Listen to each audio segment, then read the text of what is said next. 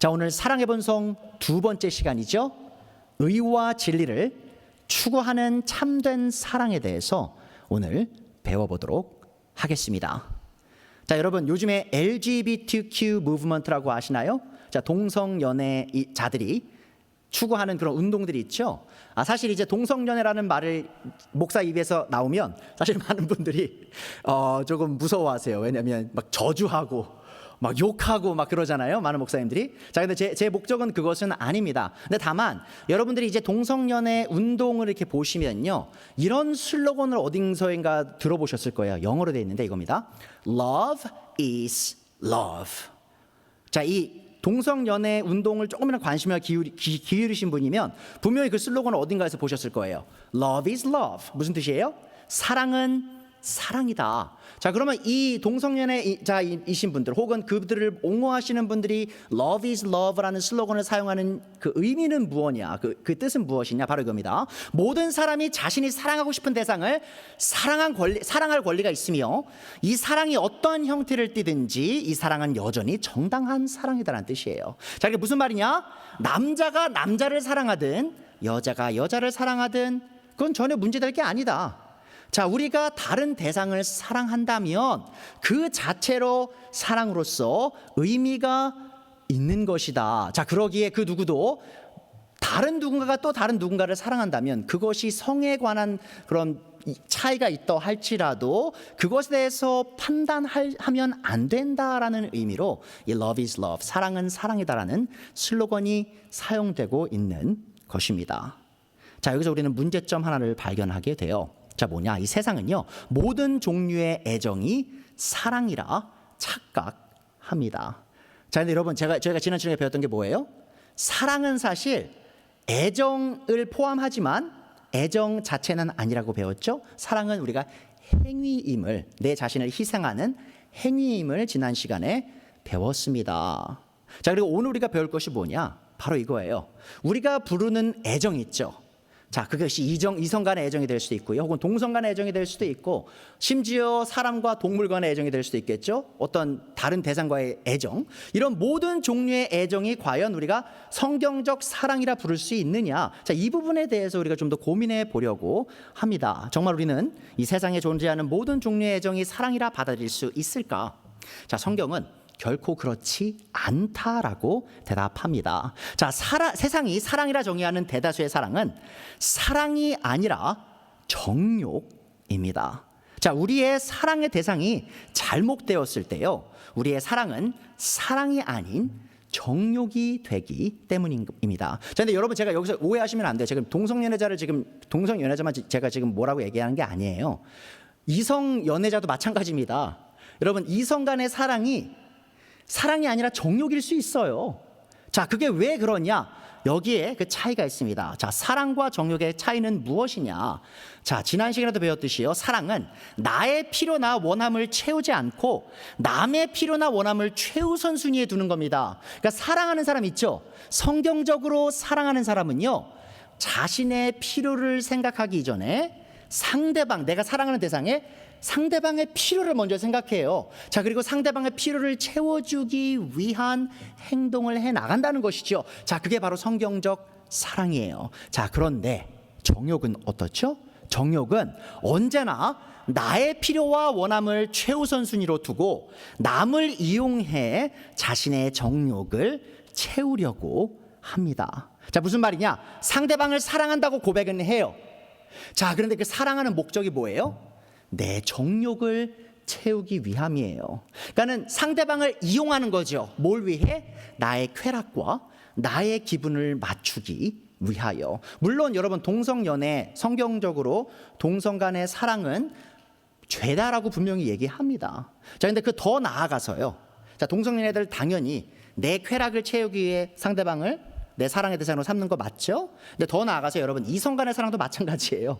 한 남자가 여자를 사랑하고요, 한 여자가 남자를 사랑할 때 그 목적이 내 원함, 내 필요를 채우기 위함이면요, 여러분, 그건 사랑 아닙니다. 그건 정욕이에요. 자, 근데 많은 분들이 그런 식으로 결혼해요. 어떻게 결혼하죠? 내 배우자를 찾는 목적이 뭐예요? 내가 저 사람을 만나서 저 남편, 아내예요, 내가 저 남편을 잘 섬겨야지.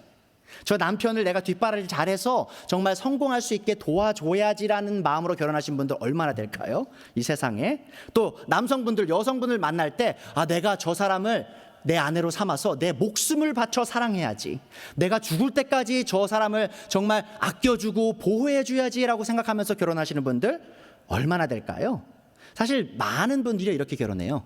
내 남편 생각하면 어떻게 생각하죠? 그 사람 스펙, 자, 좋은 직장, 좋은 차, 좋은 집안, 자, 이런 모든 것들이 다 갖춰져야만 결혼해요. 할 수 있어요. 그래야만 사랑할 수 있어요. 여러분, 그게 사랑인가요?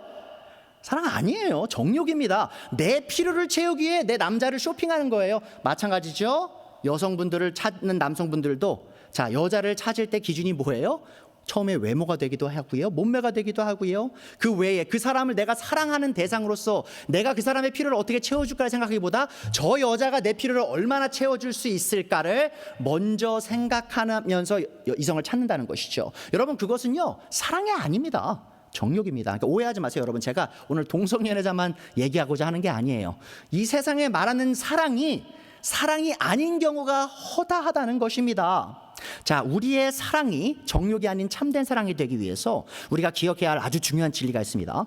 그것은 바로 하나님 본인께서 사랑의 본체시라는 사실입니다. 자, 요한일서 4장 7절 이렇게 말하죠. 사랑하는 여러분, 서로 사랑합시다. 사랑은 하나님에게서 난 것입니다. 여러분, 제가 말했죠? 사랑하기 위해 필요한 기준이 있는데 왜 그 기준이 필요하냐? 바로 모든 참된 사랑은요 다 하나님께로부터 오기 때문이에요. 사랑하는 사람은 다 하나님에게서 났고 하나님을 압니다. 자, 그러니까 우리의 사랑은 어디서부터 시작되는 거예요? 사랑을 주시는 하나님을 알 때 시작되는 것이죠. 8절, 사랑하지 않는 사람은 하나님을 알지 못합니다. 하나님은 사랑이시기 때문입니다. 자, 요한일서 4장 8절은요 지금 우리에게 엄청난 진리를 선포하고 있습니다. 자, 우리가 사랑을 참되게 이해하기 위해 가장 먼저 이해해야 할 진리는 바로 사랑이 추상적인 개념이 아닌 인격이라는 사실입니다. 여러분, 잘 기억하세요. 사랑은 추상적인 개념이 아니에요. 자, 많은 사람들이 사랑을 애정이라고 생각하고요, 또 사랑이 추상적인 개념이라고 생각합니다. 아닙니다, 여러분. 사랑은요 인격이에요. 자, 요한일서 4장 8절 다시 보세요. 하나님은 사랑이시기 때문이다. God is love라고 얘기하고 있어요. 자, 사랑이신 하나님은 어떤 분이시죠? 하나님은 사랑이시죠. 자, 하지만 하나님은 그와 동시에 의로우시며 진실하신 분이시기도 합니다. 자, 하나님께서는 의로운 하나님으로서 의를 사랑하시고요, 또한 불의를 증오하십니다. 자, 또한 하나님께서는 진실하신 분으로서 진리를 사랑하시고 비진리 혹은 거짓을 미워하십니다. 다시 말해 사랑이신 하나님께서 언제나 의와 진리를 추구하신다는 말이죠. 자, 그리고 오늘 바울은요 오늘의 본문 말씀 9절에서 이렇게 말합니다. 고린도전서 13장 6절 다시 보죠. 사랑은 불의를 기뻐하지 않으며 진리와 함께 기뻐합니다. 여러분, 저희가 지금 무슨 문제가 좀 있다고 했어요? 이 세상에 많은 사람들이 모든 애정이 다 사랑이라고 착각하고 있다고 했어요. 근데 그게 아니라는 것이죠. 왜죠? 사랑이 되기 위하여 그 사랑의 원천이 어디여야 돼요? 바로 하나님이셔야 되고요, 또한 인격이 사랑으로서 존재하시는 그 인격적 사랑이신 하나님을 통해 오지 않은 사랑은 사랑이 아니에요. 더 나아가서 그 인격적 사랑이신 하나님께서는 언제나 의를 추구하시고 진리를 사랑하시는 분이시라는 거죠. 자, 그러면 우리의 사랑은요 언제나 의를 추구하는 사랑이 되어야 되고 진리와 부합하는 사랑이 되어야 한다는 것입니다. 여러분은 이제 왜 사랑이 불의를 기뻐하지 않고 진리와 함께 기뻐하는지 분명히 이해하실 수 있을 거예요. 사랑이신 하나님께서 불의를 기뻐하지 않으시고 진리와 함께 기뻐하시기에 사랑은 언제나 의와 진리를 추구합니다. 자, 그래서 오늘 말씀이 되시죠. 의와 진리를 추구하는 사랑만이 참된 사랑입니다. 다시 말씀드릴게요. 여러분, 우리에게 사랑에 의와 진리를 추구함이 없다면 그것은 사랑이 아니라는 것이죠. 자, 의와 진리를 추구하지 않는 사랑은 사랑이 아닙니다. 그러하기에 love is love 혹은 사랑은 사랑이다라고 외치는 세상의 수많은 사람들의 사랑은 사랑이 아니에요. 왜죠? 자, 그들이 사랑이라고 부르는 사랑은 사랑이 아니에요. 왜입니까? 의가 부족해요. 거룩함이 부족해요. 올바름이 없어요. 자, 그리고 진리가 부족해요. 진리가 없는 사랑이에요. 자, 그런 사랑은 사랑이 아니라 정욕이다라고 성경은 부릅니다. 자, 먼저 우리의 사랑이 참된 성경적 사랑이라면 우리의 사랑은 언제나 의를 혹은 거룩을 추구하는 사랑일 것입니다. 그래서 오늘 첫 번째 요지입니다. 사랑은 항상 의를 추구합니다. 자, 6절 다시 말하죠. 사랑은 불의를 기뻐하지 않는다. 자, 사랑하는 사람은요, 거룩하고 의롭게 타인을 사랑합니다. 그러니까 여러분이 내가 상대방을 사랑하는 그 과정 있죠. 그 방식이 정말 의롭고 거룩한가 살펴볼 필요가 있어요. 내가 상대방을 향한 애정이 엄청 커요. 자, 그런데 그 애정을 표현하는 방식이 불의하다, 거룩하지 않다. 자, 그것은 바로 내가 갖는 그 애정이 사랑이 아니라는 의미일 수 있음을 기억해 주세요. 자, 사랑하기 위해 반드시 사랑은 의로운 방식으로 표현되어져야 합니다. 이 말은 곧 서로를 향한 우리의 사랑이 올바르고 거룩하게 표현되어져야 함을 의미하죠. 자, 바울과 그의 동료들은 성도들을 사랑할 때 언제나 거룩하고 올바른 방식으로 사랑했습니다. 자, 데살로니가 교회를 바울이 세우고 나서요, 그 데살로니가 교회 성도들에게 편지를 쓰면서 바울은 자신과 자신의 동료들이 그 데살로니가 성도들을 어떻게 사랑했는지를 이렇게 표현합니다. 데살로니가전서 2장 7절이죠.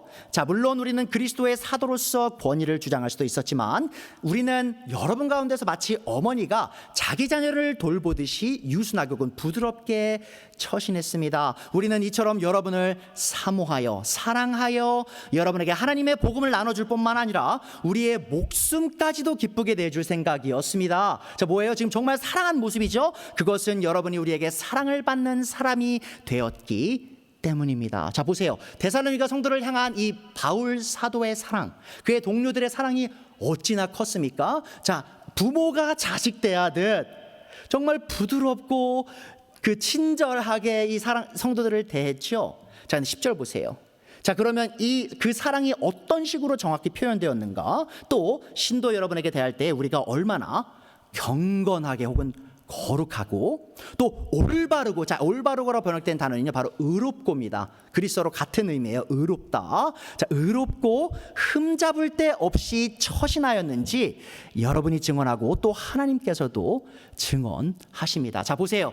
바울과 그의 동료들이 데살로니가 교회 성도들을 사랑할 때 어떻게 사랑했어요? 경건하고 거룩하게 사랑했어요.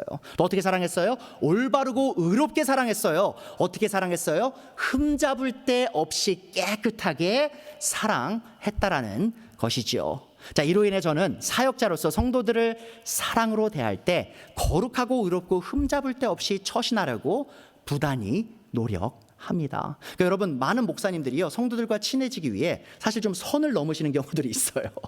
되게 농담 따먹게 하시고 쉽게 어떤 뭐 놀리기도 하고, 자, 그런 경우들이 있거든요. 물론 농담할 수 있습니다. 친하게 지낼 수 있어요. 제가 그걸 뭐라고 하는 건 아닌데 선을 넘는 경우들이 있다는 것이죠. 친해지기 위해 선을 넘어야만 친해질 수 있다고 생각하시는 분들이 있는데, 자, 바울은 그런 식으로 성도들을 사랑 안 했습니다. 바울은 성도들을 대할 때 정말 거룩하게 의롭게 흠잡을 데 없이 대했다는 것이죠. 무슨 말이냐면 이 목사로서 교회를 세우는 개척자로서 바울은 자신의 처신을 굉장히 조심했다는 거예요. 그 말이 곧 바울이 성도들을 사랑하지 않았다는 얘기예요? 아니에요. 자신의 목숨을 바쳐 사랑했다고 하잖아요. 자, 그러함에도 그 사랑 안에 어떠한 불의가 없게 하려고, 어떠한 불경건도 없게 하려고 엄청난 노력을 기울였음을 바울은 얘기하고 있습니다. 자, 그러면 이러한 노력 있죠. 그러니까 사랑을 할 때 경건하게, 거룩하게, 올바르게, 흠이 없게 사랑하는 게 사역자들만 해야 될 노력이냐? 절대 그렇지 않죠. 이 방식은요 모든 사랑하는 성도들이 다 취해야 할 방식입니다. 자, 하나님의 사랑을 받아 다른 성도들을 사랑하는 우리 모두는 언제나 거룩하고 의로운 방식으로 사랑을 표현해야 합니다. 자, 그래서 에베소서 5장 1절에 나오죠. 그러므로 여러분은 사랑을 받는 자녀답게 하나님을 본받는 사람이 되십시오. 자, 여러분, 하나님께 사랑 받으셨죠? 자, 이제 하나님 본받으셔야 돼요. 자, 그리스도께서 여러분을 사랑하셔서 우리를 위하여 하나님 앞에 향기로운 예물과 제물로 자기 몸을 내어주신 것과 같이 여러분도 사랑으로 살아가십시오. 자, 무슨 말이에요? 여러분, 하나님께 그리스도를 통해 사랑 받으셨죠? 어떤 사랑이었어요? 그리스도께서 자신의 생명을 버려 자기 희생적 사랑으로 우리를 사랑하셨던 것처럼 이제 우리가 그 사랑 안에 걸어야 돼요. 그 사랑을 행해야 돼요. 무슨 말이에요? 이제는 우리가 서로를 예수님이 우리를 사랑하신 것처럼 우리를 희생하면서 사랑해야 한다는 것이죠. 자, 3절부터 그런데 그 사랑이 어떤 식으로 표현되어야 되는지 분명히 나옵니다. 자, 음행이나 온갖 더러운 행위나 탐욕은 그 이름조차도 여러분의 입에 담지 마십시오. 자, 그렇게 하는 것이 성도에게 합당합니다. 더러운 말과 어리석은 말과 상스러운 농담은 여러분에게 어울리지 않습니다. 오히려 여러분은 감사의 찬말을 하십시오. 자, 보세요, 여러분.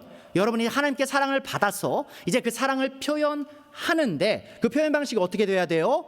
음행이나 더러운 행위나 탐욕, 또 그리고 상스러운 말, 더러운 말, 어리석은 말, 뭐 어떤 다른 사람을 비하하는 그런 농담, 그 모든 것들이 다 배제되어야 된다는 거예요. 다시 무슨 말이에요? 바로 우리의 사랑은 언제나 의롭게, 거룩하게 표현되어져야 한다는 말입니다. 자, 그래서 바울은 고린도전서 13장 6절에서 사랑은 불의를 기뻐하지 않는다라고 얘기했던 것이죠. 자, 여기서 우리가 또 다른 면을 또 볼 필요가 있어요. 자, 바울이 사랑은 불의를 기뻐하지 않는다라고 얘기했죠. 자, 근데 그것을 우리가 또 어떤 방식으로 이해할 수 있느냐? 바울이 말한 이 사랑은 불의를 기뻐하지 않는다는 표현은 또한 사랑은 타인에게 일어나는 악한 일을 기뻐하지 않는다라고도 이해될 수 있습니다. 이 말은 곧 참된 사랑을 가진 사람은 타인에게 일어나는 불행한 일을 바라보면서 기뻐하거나 흡족해하지 않는다는 말입니다.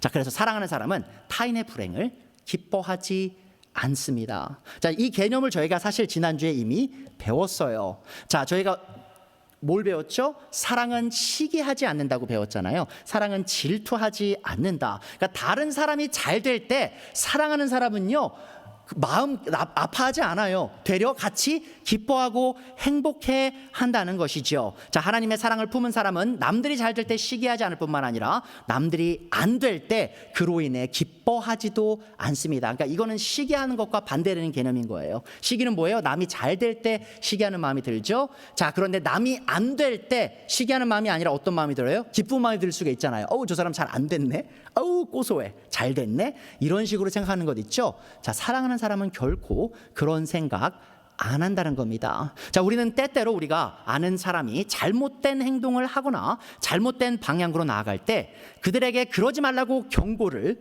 줍니다. 야, 그렇게 하지 마. 그러다 큰일 난다 라고 얘기하죠. 자, 그리고 그들이 우리의 경고를 무시하고 결국 그런 어려운 상황에 실제로 빠졌을 때, 자, 우리는요, 때때로 그들이 어려운 상황에 빠진 것으로 인해 슬퍼하고 안타까워하기보다 오히려 이런 생각할 때가 있어요. 어우, 자업자득이다. 어우, 고소해. 잘 됐다. 내가 뭘 했어? 그렇게 하지 말라 그랬는데 그렇게 해서 그게 잘못됐잖아. 아유, 잘 됐어. 아주 고소해. 이런 식으로 우리가 생각하고 말할 때가 있다라는 것이죠. 자, 그러나 이러한 모습은 참된 사랑의 모습이 아닙니다. 자, 상대방이 자업자득으로 어려운 상황에 처했다 할지라도 우리는 상대방이 당한 악한 일로 인해 결코 기뻐해선 안 됩니다. 자, 그 상대방이 우리의 원수라 할지라도 우리는 그가 겪는 어려움으로 인해 결코 기뻐해선, 즐거워해선 안 된다는 사실을 기억해 주세요. 그래서 잠언 24장 17절에 말하죠. 원수가 넘어질 때에 즐거워하지 말고 그가 걸려서 쓰러질 때에 마음에 기뻐하지 말아라. 주님께서 이것을 보시고 좋지 않게 여기셔서 그 노여움을 너의 원수로부터 너에게 돌리실까 두렵다. 그러니까 여러분, 하나님은요, 내 원수가 넘어지는 모습을 보고 조소하고 기뻐하는 모습을요 증오하세요. 왜 그렇습니까? 하나님께서 그렇게 그 사랑이시기 때문에 그런 식으로 반응하지 않으시기 때문이죠. 자, 하나님께서 우리에게 남들을 사랑하라, 원수를 사랑하라 하실 때 그 의미는 무엇이죠? 바로 남들이 잘못될 때 그들을 불쌍히 여기고 그들에게 또한 사랑을 더 베풀기를 원하시는 마음을 가진 분이 바로 하나님이심을 기억해 주세요. 여러분, 제가 조금 제 예화를 좀 들려드릴게요. 제가 처음 미국에 왔을 때 사실 저는 좀 이상한 곳에 가게 됐습니다. 그러니까 제가 처음에 유학을 왔거든요. 2009년 가을에 9월 달에 제가 미국을 처음 오게 됐어요. 학부를 하기 위해 이 미국 땅에 왔는데 이제 신학교에서 공부를 하기 위해 왔습니다. 자, 그런데 제가 이제 일리노이 근처, 이제 인디애나랑 일리노이 근처 이제 만나는 그 순간, 그러니까 시카고랑 꽤 가까운 위치였어요. 자, 크라운 포인트라는 도시에 있던 한 작은 이 성경 학교, 바이블 칼리지를 가게 됐습니다. 자, 그런데 제가 그 학교를 가고 그 학교가 이제 교회, 한 아주 큰 교회에 의해 세워진 학교였었거든요. 근데 제 이름은 밝히지 않을게요. 왜냐하면 제가 좀 안 좋은 얘기를 할 거니까. 그런데 그 학교를 제가 가자마자 이런 생각을 했어요. 한 일주일도 안 돼서 나는 이곳을 떠나야 되겠다라는 생각을 했습니다. 자, 왜냐하면 제가 그 교회, 학교와 교회에 목사님이시면서 총장이신 분을 제가 우연히 만났어요. 그 학교 정문에서요. 그분이 딱 걸어 들어오시는 걸 제가 봤어요. 굉장히 유명하신 분이세요. 사실 지금도 이제 여러분 인터넷 치시면 이름이 나오는데, 그 정문에서 걸어 들어오시는데 제가 그분의 걸어 들어오는 모습을 보고요, 나는 이곳을 떠나야 되겠다라는 결론을 내렸습니다. 자, 왜냐하면 제가 그분이 걷는 그 모습을 보는데요, 너무 교만과 그 걷는 모습에서 제가 막 거부감이 느껴지는 거예요. 자, 그리고 주위의 사람들이 이 목사님들을 대하는 모습이 마치 무슨 신을 뭐라 그러죠? 교주라 그러죠. 그 한 이단 사이비의 교주를 맡을 사람들이 벌벌벌벌 떨면서 이 목사님을 대하는 모습을 제가 본 거예요. 그러니까 제가 그분을 경험하면서 뭔가 이상하다. 내가 알았던 사람이 아니구나. 저는 이제 그분이 굉장히 겸손하고 정말 거룩하고 하나님을 사랑하는 분이라고 생각하고 그 학교를 간 건데, 실제로 만나보니까 그게 아닌 걸 제가 느낀 거예요. 자, 그런데 제가 만약에 제 혼자만의 생각이었으면 이렇게 얘기 못 하겠죠, 공적으로. 자, 그런데 어떤 일이 있었냐. 결국은 제가 그 학교를 한 학기 만에 떠납니다. 그래서 제가 이제 테네시, 그 낙스빌 테네시로 다른 학교로 전학을 가게 돼요. 자, 그런데 제가 전학을 가고 난 한 2년 후쯤에요, 제가 한 소식을 듣게 됩니다. 어떤 소식이냐면, 제가 정말 눈을 그 사람 보자마자 이 사람은 뭔가 이상하다. 내가 이유를 설명할 수는 없지만 이 사람 너무 교만하다. 좀 행동이 이상하다라고 생각해서 떠났잖아요, 그 학교를. 자, 그런데 그분에 대한 소식이었는데 어떤 소식이었냐. 이분이 한 10대 여성과 성관계를 맺어서 그것이 탄로가 났고요. 자, 주를 옮기면서 그런 성관계를 가진 거예요. 일리노이랑 미시간을 옮기면서 이제 인디애나랑 옮기면서 해서, 이게 사실 미국 법이요, 주가 이제 세 개가 연관되게 되면 법이 더 강하게 이제 재판이 강하게 줍니다. 자, 그래서 이분이 결국 12년형을 받았어요. 왜냐하면 미성년자와 성관계를 여러 주를 걸쳐서 했기 때문이죠. 자, 그런데 제가 이 얘기를 지금 왜 하냐. 지금 바울이 뭐라고 얘기했죠? 사랑은 내 원수가 잘못될 때도 그것을 기뻐하거나 조소하지 않는다고 했잖아요. 자, 근데 제가 그 소식을 처음에 들었을 때요, 처음에 이런 마음이 드는 거예요. 어떤 마음이냐면, 내가 그럼 그렇지. 처음에 이런 마음이 들더라고요. 내가 느낀 게 맞았구나. 이 사람 뭔가 영적으로 제가 느낌이 너무 이상해서 떠났는데 내 판단이 옳았구나 하면서 제가 손가락질을 하고 혀를 끌끌끌 차고 싶은 마음이 드는 거예요. 자, 그런데 그때 제가 이 고린도전서 13장을 생각했습니다. 생각하면서 그런데 내가 저 사람을 손가락질하면서 조소하면 그것이 과연 내가 사랑하는 마음인가? 한번 생각해 보세요, 여러분. 그 교회가 엄청 큰 교회였습니다. 학교가 꽤 큰 규모가 있는 학교였어요. 근데 지금 이 목사가 무너졌죠. 자, 목사가 지금 아내에게 지금 신실하지 않았잖아요. 그 자녀도 있는 사람이었어요. 한번 생각해 보세요. 그 목사가 감옥 간 것도 문제지만 그 아내분은 어떻게 해요? 지금 그 자매님은, 사모님은 어떻게 해요? 그 자녀들은 어떻게 해요? 그 교회 성도들은 어떻게 해요? 그 학교 직원들, 학생들은 어떻게 해요? 지금 모든 사람이 다 불행 속에 빠진 거잖아요. 그 한 사람의 잘못된 행위로, 물론 그 사람이 잘못된 행위를 해서 그 재판을 받고 감옥에 간 것, 목사의 직을 잃은 것은 옳은 일이었지만, 자, 그의 그 행동으로 인해 지금 수많은 사람들이 고통 속에 있잖아요. 제가 그 상황 속에서 그들을 사랑한다면 그들을 위해 기도하고 불쌍히 여기는 마음으로 같이 애통해야지, 되려 그를 손가락질하면서 내가 뭘 했니? 아유, 저 더러운 사람, 저 못난 사람, 불경건한 사람을 손가락질하면 저는 하나님 앞에 사랑이 넘치는 사람으로 드러나지 않게 될 수 있다라는 생각을 제가 하게 되었다는 겁니다. 여러분, 그런 거예요. 여러분이 신앙생활 하시다 보면요, 어떤 분들이 아주 크게 넘어지는 경우가 있습니다. 그리고 그분이 넘어지는 이유가 보통 있어요. 제가 말씀드린 목사님은 교만이 있었어요. 교만한 모습이 분명히 있었습니다. 자기 슈퍼스타처럼 행동했어요.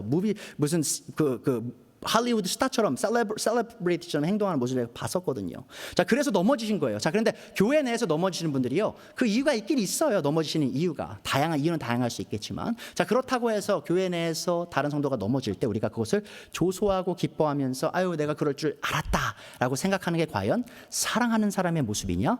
결코 그렇지 않다라는 겁니다. 저는요, 그 목사님이 결국 몰락하게 될 것이라고 생각했지만, 자, 그가 진짜로 몰락했을 때 그로 인해 기뻐해서는 안 된다라는 사실을 다시 한번 상기한 적이 있었던 것이죠. 자, 우리 모두가, 자, 그래서 우리가 알고 있던 사람 혹은 나를 해한 사람이 넘어졌을 때, 몰락했을 때, 파멸했을 때 그로 인해 기뻐하지 않는 우리가 되었으면 좋겠습니다. 또한 바울 사도도요, 그런 모습을 보였어요. 바울은 자신을 박해하고 또한 예수님을 증오했던 동료 유대인들이 멸망해가는 모습을 보면서 이렇게 절규합니다. 로마서 9장 1절이죠. 나는 그리스도 안에서 참말을 하고 거짓말을 하지 않습니다.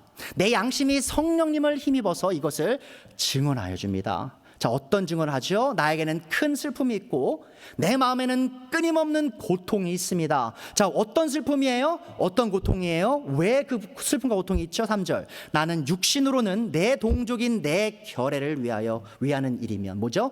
유대인들, 이스라엘 민족이 예수님을 거부해서 믿지 않아서 지금 멸망당하고 있죠. 지옥을 향하고 있죠. 자, 그들을 위한다면 내가 저주를 받아서 그리스도에게서 끊어질지라도 달게 받겠습니다 라고 얘기하고 있어요. 여러분 아십니까? 바울은요, 여행을 했죠. 선교여행을 여러 군데 했어요. 근데 가는 곳마다 유대인들로부터 박해를 받았습니다. 핍박을 받았어요. 그러니까 유대인들은 예수님을 전하는 사람들 대부분 핍박했거든요. 자, 그런데 바울의 자세를 보세요. 자신의 동료 유대인들은 자신을 만날 때마다 몽둥이질을 하고요, 돌을 던지고요, 욕을 하고요, 감옥에 가두고요, 힘들게 해요. 자, 그런데 그들이 그렇게 멸망하는 모습이 있죠. 영적으로 멸망해가는 모습을 보면서 바울은 조소하지 않았습니다. 아유 쌤통이다, 나를 그렇게 힘들게 하더니 너네 아주 그냥 하나님 앞에 혼나봐라, 이런 식으로 생각 안 했어요. 되려 자신의 민족을 위해 눈물을 흘리며 기도했습니다. 그들이 예수님을 믿고 참된 영원한 생명 안에 들어올 수 있기를 간절히 바랐다는 것이죠. 여러분, 제가 오늘 이 로마서 9장 1절부터 3절을요 신학적인 그 의미를 다 설명해 드릴 수는 없어요. 왜냐하면 너무 깊이 있는 문단이기 때문에, 자, 구절들이기 때문에. 하지만 우리가 다 이 구절들을 통해서 알 수 있는 한 가지 사실은 뭐냐면, 바울은 결코 자신들의 대적들이 멸망하는 모습을 보면서 기뻐하지 않았다는 것입니다.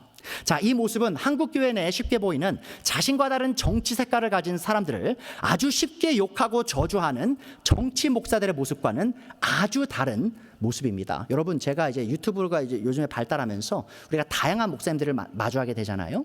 자, 그런데 정치에 관심 있는 목사님들 중에요, 정말 자신과 정치색이 맞지 않는 다른 사람들을 정말 쉽게 저주하고 욕하는 분들이 굉장히 많은 걸 제가 발견하게 됐어요.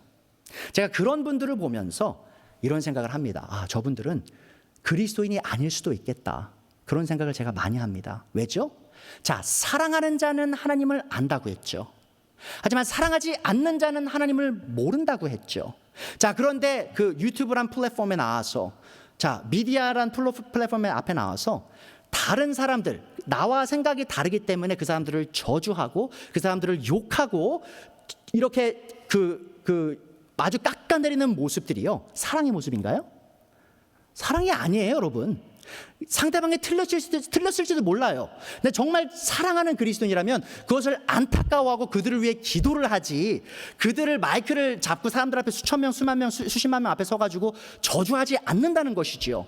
자, 그런데 지금 수많은 목사님들, 수많은 성도들이요, 지금 잘못된 방향으로 가고 있습니다. 성경이 말하는 사랑은 지금 우리가 유튜브에서 발견한 그런 기독교의 모습이 아니에요. 어떤 모습이에요? 상대방이 잘못 갈 때 그것을 안타까워하고 애통하고 그들을 위해 눈물을 흘려 기도할 줄 아는 것이 바로 사랑의 모습임을 기억해 주세요. 자, 이렇게 사랑은 불의를 기뻐하지 않고 의를 추구합니다. 자, 그리고 또한 사랑은 의만 추구할 뿐만 아니고요, 또한 진리를 기뻐하며 진리를 추구합니다. 자, 오늘 두 번째 요지죠. 사랑은 언제나 진리를 추구합니다. 자, 6절에 다시 말하죠. 고린도전서 13장 6절. 사랑은 진리와 함께 기뻐합니다. 근데 여러분, 이 개념이 정말 아주 중요한 개념입니다. 왜냐하면 우리는요 지금 이런 세상에 살고 있어요.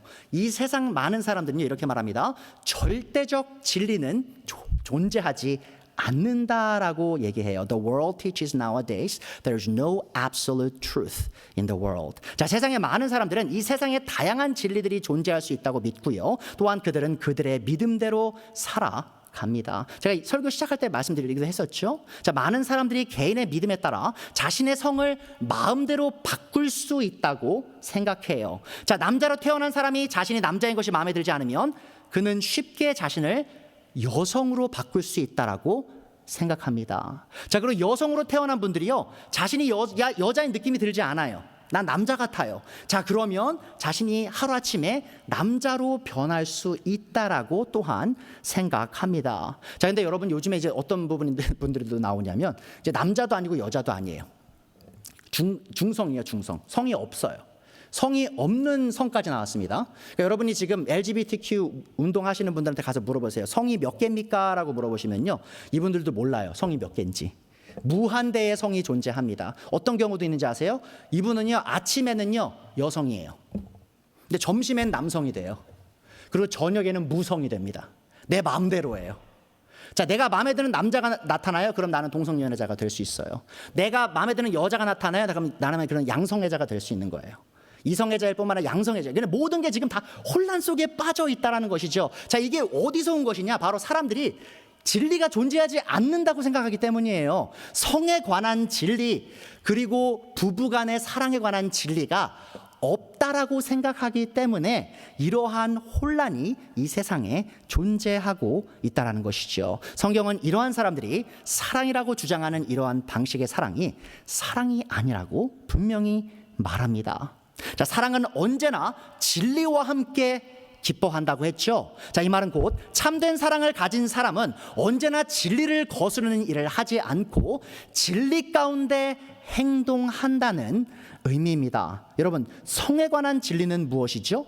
성, 우리의 젠더에 관한 진리가 뭐예요? 성경책은 분명히 하나님께서 모든 인류를 창조하셨고 또한 모든 인류를 남자와 여자로 창조하셨다고 선포합니다.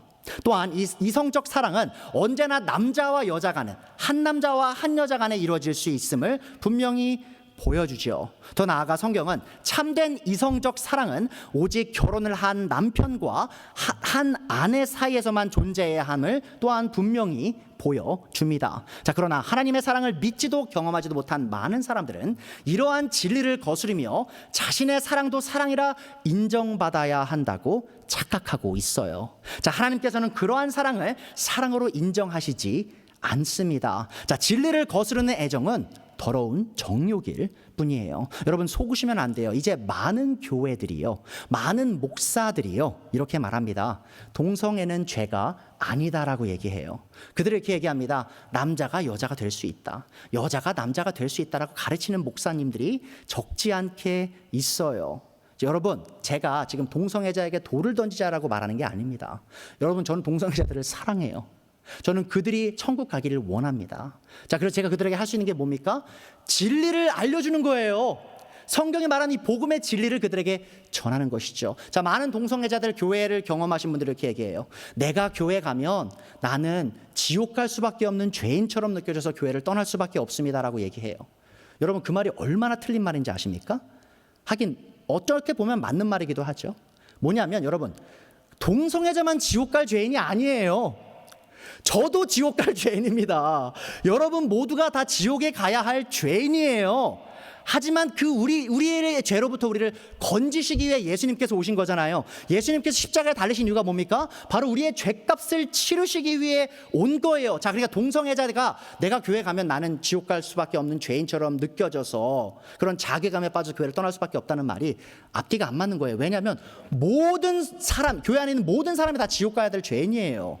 그러함에도 하나님 우리를 사랑하셔서 예수님을 보내셨잖아요. 자, 그래서 동성애자들을 제가 사랑합니다. 자, 그분들에게 필요한 건 이거예요. 예수님의 진리가 필요한 거죠. 참된 사랑이 필요한 거죠. 자, 내 마음대로 만드는 애정이 아니에요. 내 마음대로 정해가는 사랑이 아니에요. 하나님께서 정의하신 사랑을 갖는 거예요. 하나님께서 주신 사랑, 하나님으로부터 온 사랑, 진리를 추구하는 사랑, 그 사랑 가운데 들어오면, 자, 예수님께서 뭐라고 말씀하셨어요? 너희가 진리를 알지니 진리가 너희를 자유롭게 한다고 하셨죠. 여러분, 제가 말씀드릴게요. 저도 예수님을 참되게 만나기 전에 도착증자였습니다. 성의 노예였어요. 저도 성 중독에 빠진 사람이었어요. 자, 저를 그것으로부터 자유롭게 한 게 뭔지 아십니까? 바로 진리를 추구하는 사랑이에요. 그리스도 예수님께서 성령님을 통해 제 안에 들어오셨을 때 제가 더 이상 과거의 성 중독에 돌아갈 필요가 없게 된 거죠. 자, 하나님 한 분만으로 만족하게 되는 거죠. 그 진리가 저를 자유롭게 한 거죠. 자, 그 같은 진리가 모든 동성애자, 양성애자, 어떤 종류의 죄인도 다 자유롭게 참된 사랑 가운데 들어오게 할 수 있다라는 것입니다.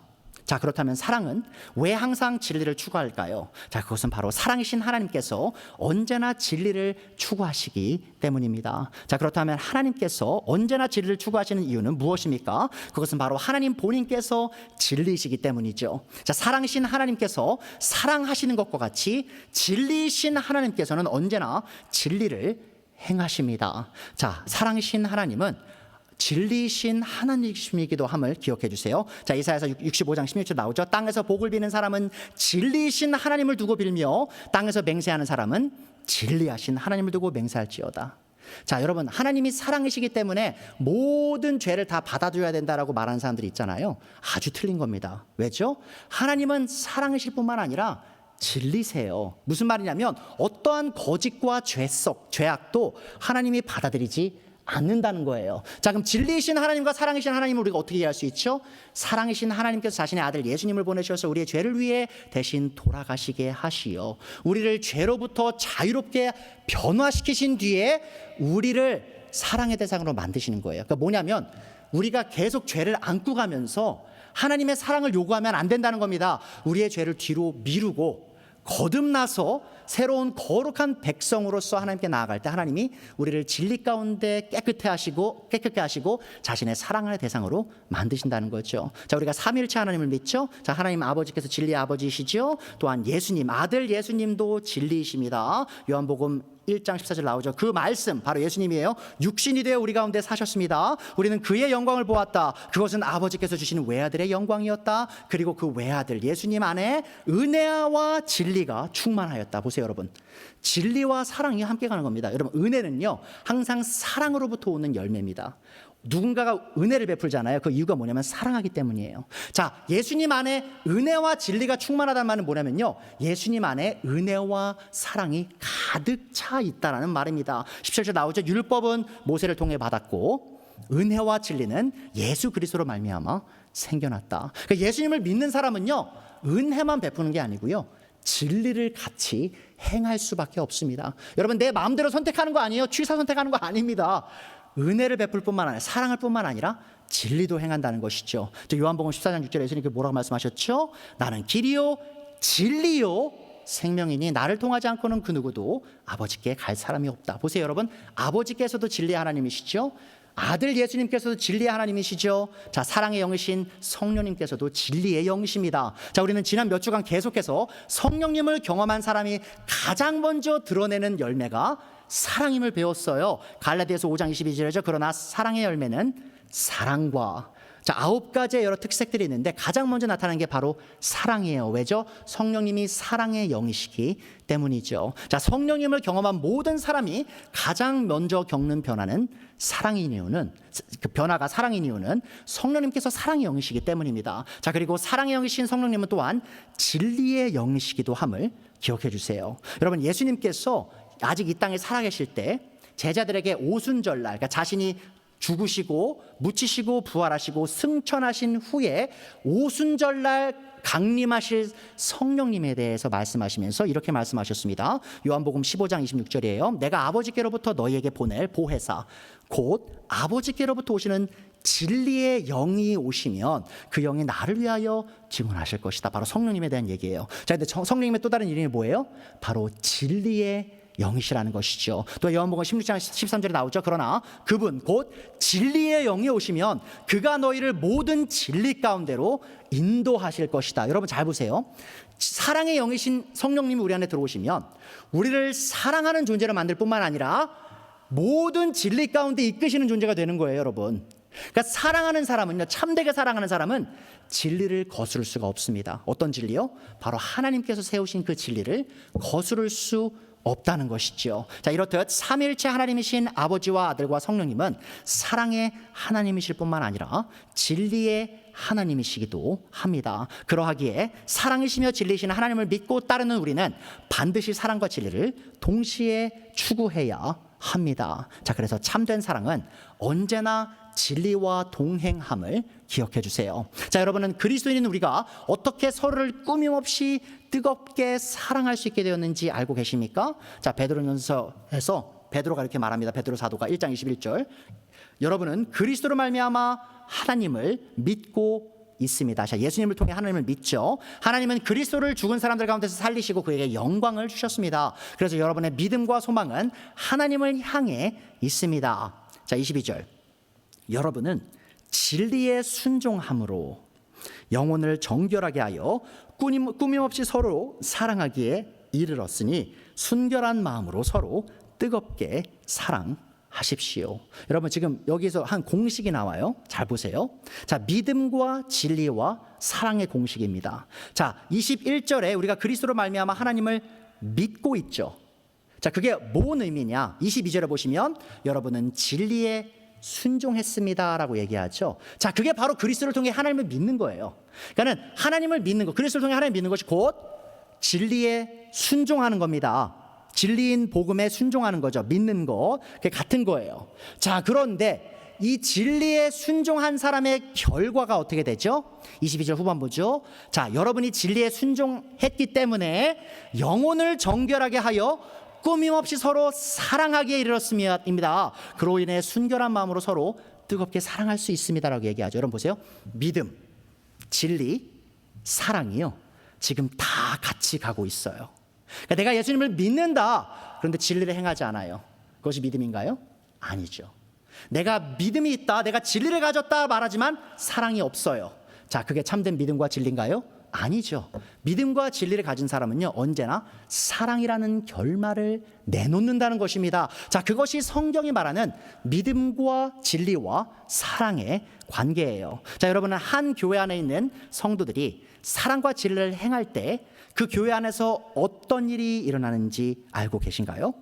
자, 바울은 교회의 성도들이 사랑 안에서 진리를 행할 때 교회가 그리스도의 충만하심에 다다를 수 있는 영적 성장을 이루게 된다고 말합니다. 여러분 이거 굉장히 중요한 거예요. 오늘 마지막 부분이기도 한데요. 에베소서 4장 11절입니다. 여러분 우리가 사랑 가운데 진리를 행하는 게 왜 중요하냐, 교회로서.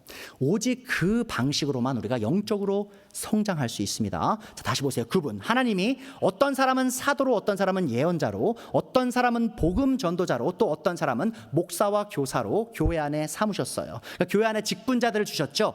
성경을 가르치고 본을 보여서 이끌 수 있는 지도자를 주셨습니다. 그것은 12절이죠. 성도들을 준비시키셔서 봉사의 일을 하게 하고 사역을 하게 하는 거죠. 그리고 그리스도의 몸을 세우게 하려는 것입니다. 자, 교회의 성장에 대한 얘기예요. 13절. 그리하여 우리 모두가 하나님의 아들을 믿는 일과 아는 일에 하나가 되어 온전한 사람이 되어서 그리스도의 충만하심의 경지에 다다르게 됩니다. 그러니까 지금 바울은요, 교회를요, 사람으로 형상화시키는 거예요.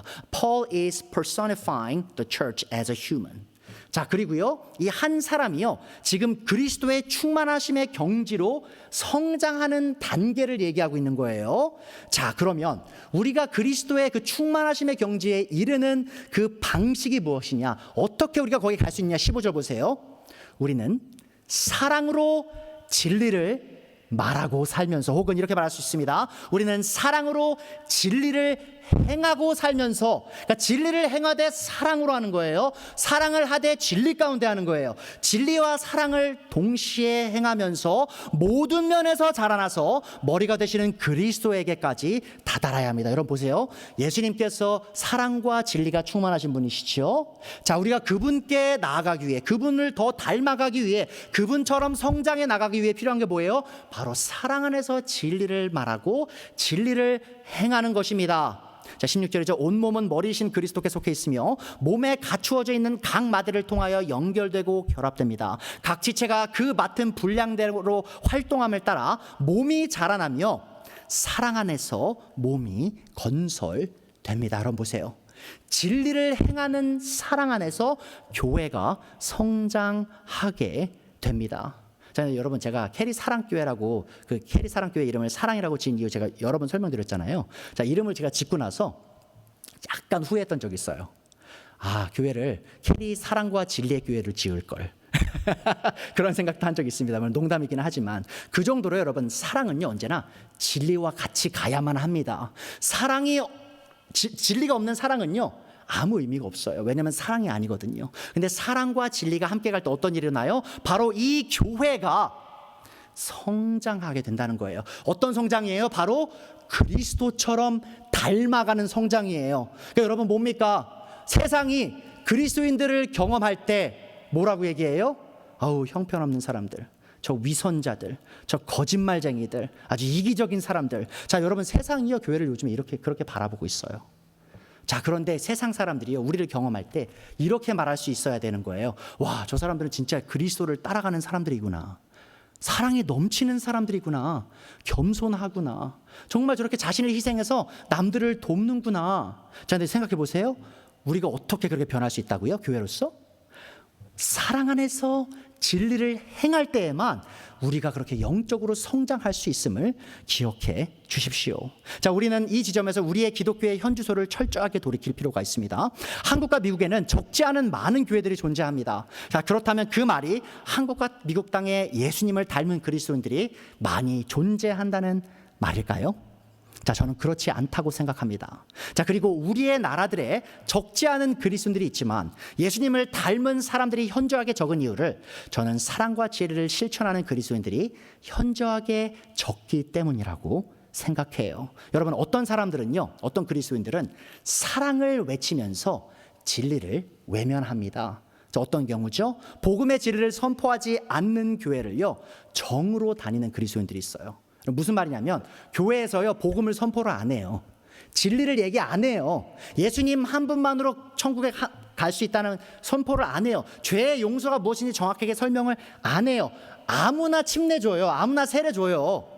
그 사람이 복음을 믿든지 안 믿든지 그냥 다 침례 주는 거예요. 세례 주고 교인만 늘리면 되니까. 자, 그런 걸 알아요. 성도가. 그 교회가 그런 교회인 걸. 그래도 내 정이 있잖아요. 목사님과의 정, 사모님과의 정, 다른 성도들과 정 때문에 그 교회를 못 떠나는 거예요. 여러분, 그게 사랑을 추구하되 진리가 없는 사랑을 추구하는 모습일 수 있습니다. 자, 자원봉사나 사회운동에 힘을 쓰는 교회들이 있어요. 정말 자원봉사 안에 힘을 엄청나게 사용해요. 자, 그런데 그 자원봉사 안에서 복음은 일체 선포하지 않는 그리스도인들이 있습니다.